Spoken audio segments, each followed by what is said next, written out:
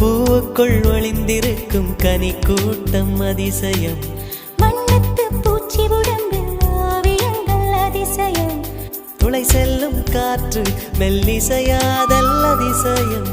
குருநாதர் இல்லாத குயில் பாட்டு அதிசயம்.